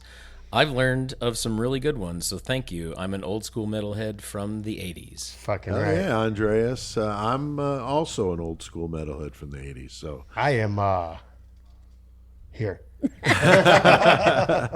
I started drinking whiskey. Come on. pick up a copy of my latest book, Slab of Sickness, Terror on the Tracks, coming out on Halloween. Go to that episode description to do that. You can check out murdermetalmayhem.com. We're building that website, so it's a work in progress, but we're getting there. Joey, how's your distro going over there? You get some new stuff coming out, right? Yeah, FTA Records with a Z. Check it out. I got the new Machete Dildo coming out from out in Long Beach, California. Right on, That'll be yeah. out later on this month. I got the new Goremonger Horror Flicks 3. I just need to finish it, but it's basically done. That'll be coming out, and I also started doing some trades. I did a big trade with a guy in Finland, and then I did another trade with a buddy in Canada. So I'm gonna start getting some new titles back in the distro portion. Fucking right, of the dude. Hell yeah. label too, so. That's cool. Is Hell that yeah. Machete Dildo kind of like a Michael Bublé or something like that? Is that what Very close. Very Very close. All right, that's what I was thinking. That's the first thing that jumped to mind. Or Billy Gilmore. What the fuck was that? Billy Gilman, that little fucking country dude. Anyway, Yeah. sorry. You can like us on Facebook, follow us on Twitter. Now we're on Instagram, but I haven't done anything other than sign us up. So be patient if that's your thing. We'll get there eventually. We're on pretty much any platform you can listen to podcasts on. So give us a rating, comments. Those always help. Support the show by joining that 666 Club. That's patreon.com/murdermetalmayhem. And only $3 a month. But if you want to be like that one today, $6.66 a month. Hell That's yeah. fucking cool. So thank you to that listener. Can't let him go without hearing a karaoke song. This is a blast from my past, so crank it up. And until next time, keep one foot in the gutter. Keep that fucking fist wrapped around that stake and jabbing in a fucking vampire's heart because they are scary.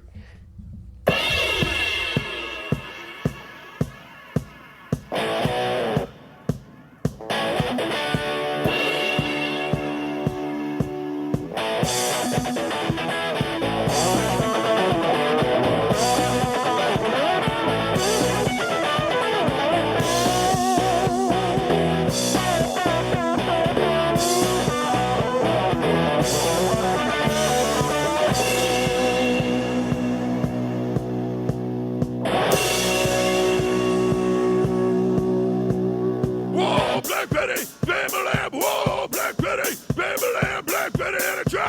Bammy Lamb, the damn thing go wild. Bammy Lamb said a word in my mind. Bammy Lamb, the damn thing gone blind. Bammy Lamb, I said, oh, Black Betty, Bammy Lamb, whoa, Black Betty, Bammy Lamb.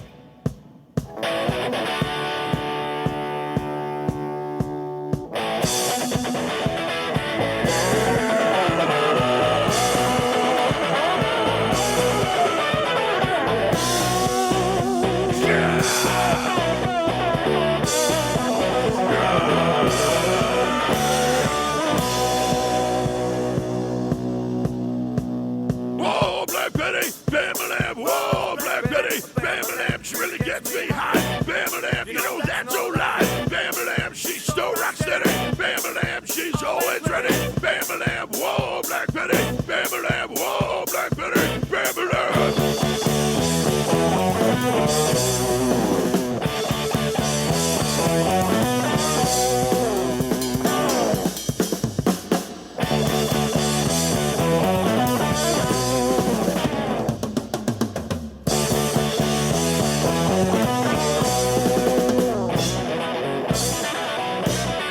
Peace.